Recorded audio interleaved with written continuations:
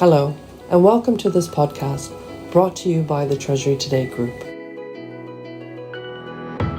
On Monday, the 9th of September, Treasury Today's Women in Treasury EMEA Forum 2024 took place at the prestigious St. Pancras Renaissance Hotel in London. The event was attended by more than 170 Treasury professionals, banks, and technology partners. Meg Coates, Joint Publisher and Head of Operations at Treasury Today, opened the forum by welcoming guests. So over the last 12 years, the Women in Treasury platform has evolved hugely, from first profiling female leaders in our industry, then to launching our annual study, which charts the progress of gender equity in corporate treasury and finance, and now encompasses many different events like our forum here today. We now have dedicated awards and host workshops and roundtables across the world. Next, Sophie Jackson, Joint Publisher and Head of Strategic Content at Treasury Today, hosted a fireside chat with Billy O'Connor, founder and CEO of Nova Community, to talk about Billy's career path and the launch of Nova, a community of more than 500 senior female leaders who meet, collaborate, share stories, and enjoy insightful conversations. Is there a trait that you say you notice in yourself on a personality level that's reoccurred throughout your career journey and kind of helped you get ahead? I think professional leaders call it being curious. Yeah. I call it being incredibly nosy. I ask questions about everything. There are nice ways to ask questions. I think that is the soft skill you develop over time. And soft skills aren't really soft skills, they're really important ones. But I think that ability to not just worry about the task you're doing, but wonder how it fits in end to end with what's going on in the day, in the month, in the business strategy as a whole. And that comes as you move through your career, the type of question you ask. You've had experience across various different sectors, and I think it's something that I notice in a lot of leaders. They haven't stayed in their lane. They haven't stuck to the traditional career path, if you like. So for those of us in the room who are ambitious, how important do you think it is to have more of a breadth of experience? I think the advantage was I decided that quite early on. So made quite conscious decisions about what company I wanted to work in, or once I got there, what department I wanted to support, or how I could get involved in another department, even if it wasn't my core role.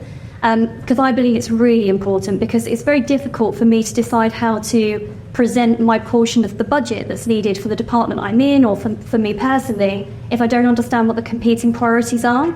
So I think sometimes we can get very focused in our lane and decide that, well, of course, this is a no-brainer, this is the direction we should go in. And if we don't really understand the landscape, that can get a bit lost. So I think it's very important, and it's why sector-wise I've moved through logistics, healthcare, fitness, retail, consumer, FMCG. It is a bit by design. I meet a lot of commercial finance leaders who do incredibly well and move up the tree, and then suddenly go, I can't get a CFO role because I don't have any financial control or treasury experience. Okay, well, let's learn from that. Let's try and get that experience now, whether that's through cross-training, side training, moving around. But if you're earlier in your career, start getting some of that through your peers or through an external network as best you can. You don't have to have done every role to take a role to lead, but you do have to have, I believe, a good understanding of it. Absolutely. And I introduced you at the beginning of today as the CEO and the founder of Nova. Firstly, how has Nova started? It's a very happy accident. It's a very consuming happy accident. So I was mid a transaction. I was working for the Muller Group as a CFO for one of their businesses and CTO. And I realised I was doing lots of phone a friends. I've built a network over many years. That's the other thing I would say. Every time you meet someone really smart, just drop a message every 3 months if you've seen something on LinkedIn, blah, blah, blah. So I started to realise I knew lots of people, but they didn't know each other, because I was saying I was just talking about this with the CFO of Seraphine last week, and they don't know. So I got 12 of my kind of trusted female CFOs. It just happened to be females because of the topic at the time, and put them in a private meeting group and got them chatting to each other. And I just said, if you trust each other the way that you trust me, straight away from day one, we'll honestly have some really good conversations. So next time 2 of us are going for dinner to talk about a PE sale or how to deal with remuneration or how to get a NED role, let's make it up to 6. I think 6 is a really good number because you meet everybody around the table in one conversation. and we now have just over 500 members. And we do everything from women in professional services to women in HR to CFOs and FDs. We've then got financial controllers and heads of, because we want that next gen that are coming through to know how important it is to build a network. And we also look at transformation. And again, this almost runs like a not-for-profit, because it's designed just to build people up, help them answer questions they don't know how to answer. We do fully educational sessions. I mean, there's so many parallels with everything you do in support that it just felt like the right place to be when I got the call. I'm Joy McKnight, freelance journalist and ex-editorial director at Treasury Today, and I was delighted to open the panel discussion and introduce our four panelists. Lei Wang Giever, Vice President, Group Treasury at Crayon, who won this year's Champion of Change EMEA Awards, highly commended. Aisha Sheikh, Group Treasurer at Evolution, who won Treasury Today's Woman of the Year EMEA Award. Monique Kodjo, Europe Head of Business Management and Chief Control Officer, Global Payment Solutions at HSBC. And Pat Brawley, EMEA Head of Merchant Acquiring Product at JP Morgan Payments. The panelists talked about their career journey, how to combat discrimination in the workplace, getting the work-life balance right, whether quotas have made an impact on diversity, as well as the results of the Women in Treasury Global Equity Study 2024. Aisha? COVID hit, I was in Brussels, and I got the opportunity to take on my current job at Evolution. And I started off as this very first Treasury resource. So there was no Treasury, there was not much going on even within Treasury. There were bank accounts, but that's it, payments were happening. And now we all know that Treasury is a lot more than that. The Treasury is, it's amazing how much we can actually accomplish when working in Treasury. And so that's when I got the opportunity to see that I can do a lot here. I can create that blueprint that doesn't exist here. And I can go about creating ideas and actually implement them as well. Coming from bigger companies like Ericsson and PwC, where there are set processes, guidelines, and policies, and you know how you're going to do something. So going from that to there's nothing. Now that's an opportunity. There's nothing, we'll do something. But that's also a challenge, because there's a lot of convincing managers, convincing teams that this is good because of X, Y, Z. It's great to open these kind of bank accounts. It's great to do cash pooling because of. So there's always this natural resistance to change. So there's been a lot of challenge for me in trying to see how do I overcome that. Lei? To me, I've been this wonder kid wanting to create something to improve. Anything that lands in my hands, I want to make it different, want to make it mine. That was the reason as well, along the way, I got rejected so many times. People told me that it's maybe because of your background, maybe it's because they never told me that was because how I was. So I bumped into Treasury because I don't mean to share any negative experience with you, but it does happen in life. So when I was 7 months pregnant, I was asked to step out my position as financial analyst. I was very proud of my job, but then I just had to, look away and move on. And then there was a job ad, cash management. What is that? Must be boring. Payments. Come on. Payments is so exciting. Yeah, and then when somebody told me that, I think it was my husband, he said, don't you love money? Everyone loves money. Smell the money. Trace the money. Yeah, why not?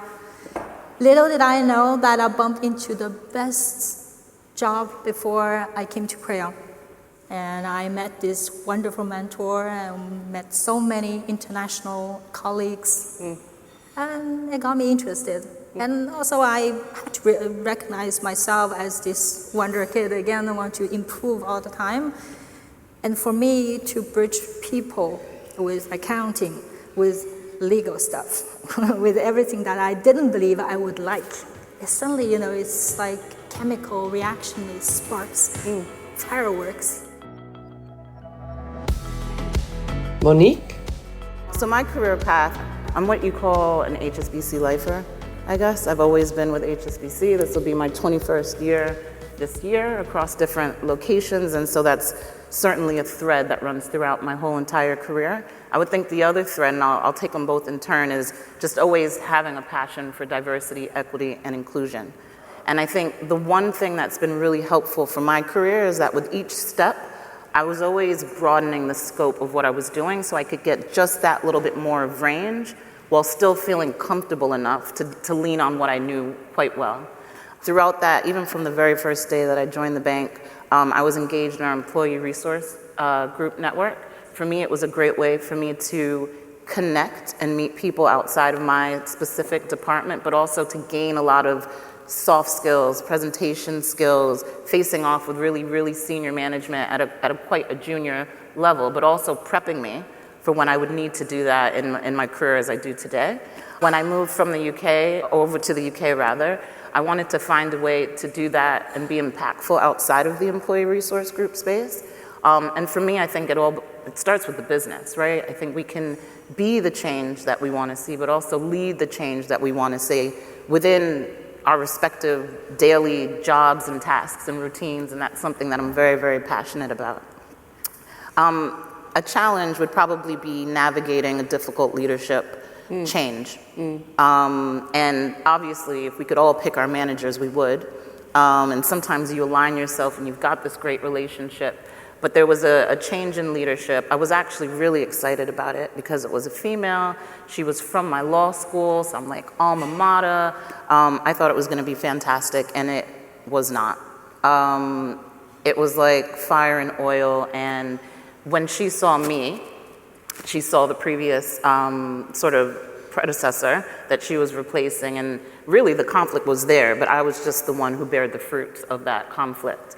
And it was also during a time when my dad was quite ill, and so it was really, really difficult trying to manage both of those. But I think I learned quite a few lessons from that experience. One is I have accountability for my career, and I waited just a little too long in that role, thinking that she was going to make things better for me when I was empowered to make that change the whole entire time.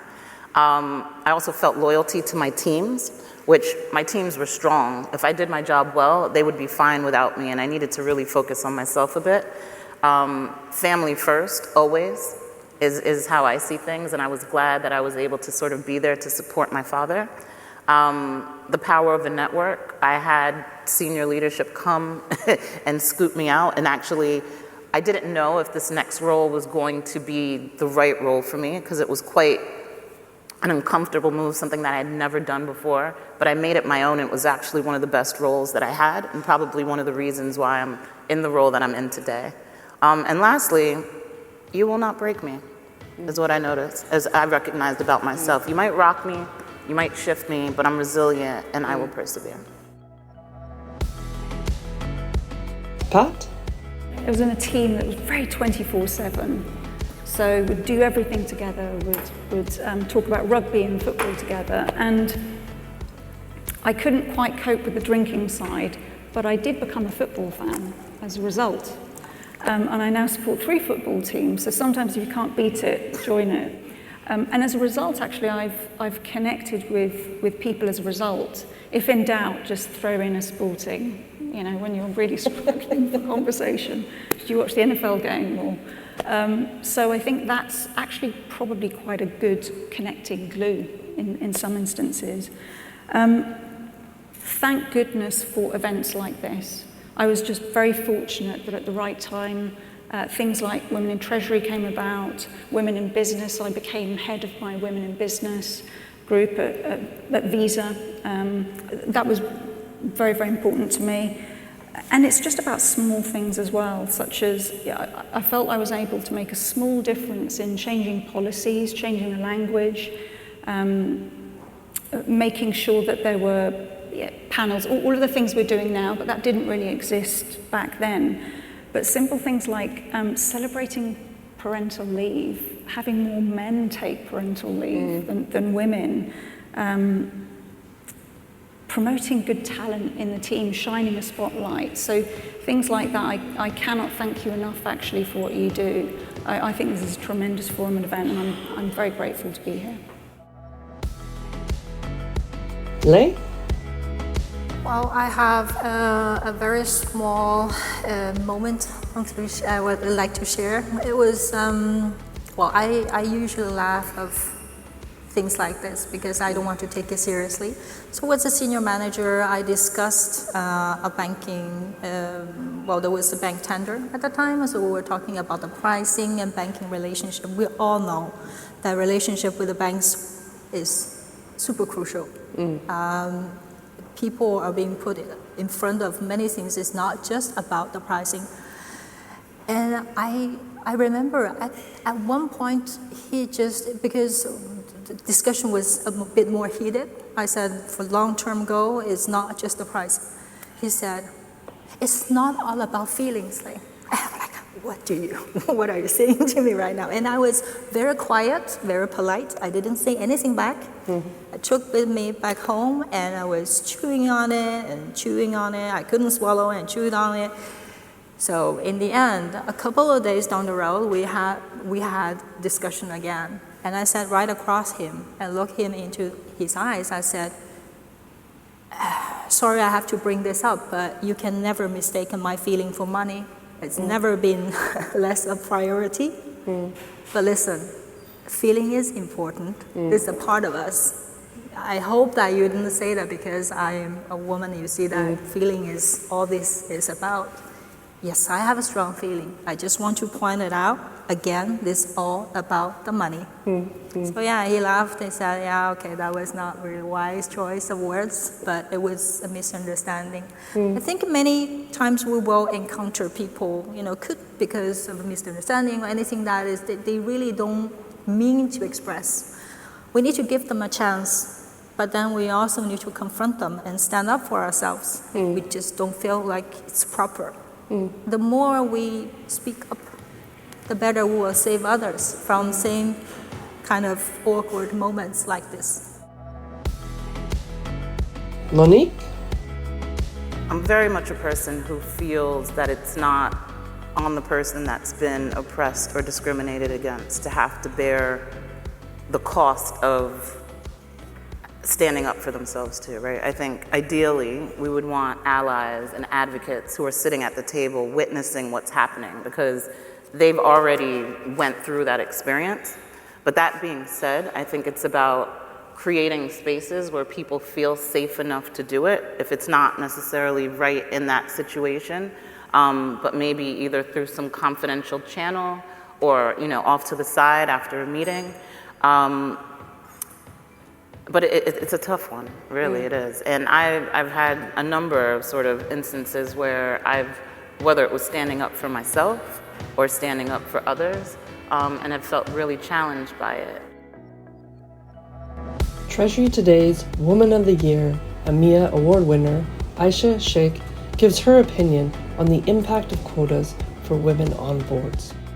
I definitely think it has made an impact. I think just to enable women to be in the same space, to sit at the board of directors and understand what are the challenges for women and just make men more aware about the challenges. I think it has helped. It's different perspectives, it's different experiences coming in which can help an organization to evolve further. So I think the impact of that has been great. And I think it's really important to continue that, but also it doesn't stop there. So once a woman is allowed to enter the board, it doesn't stop there. It's also about creating that support for women so they can grow, so they can learn. So a woman is not hired just because she's a woman and they couldn't find a man or they couldn't find another woman, but she's actually hired for her skills too. I think that's really important. And when we talk about ethnic background and diversity in that sense, I think it can be a bit sensitive depending on also which country we look at. If we look at Sweden, for example, it might be a sensitive topic to look at that. But I think it's equally important because that adds a different perspective to it.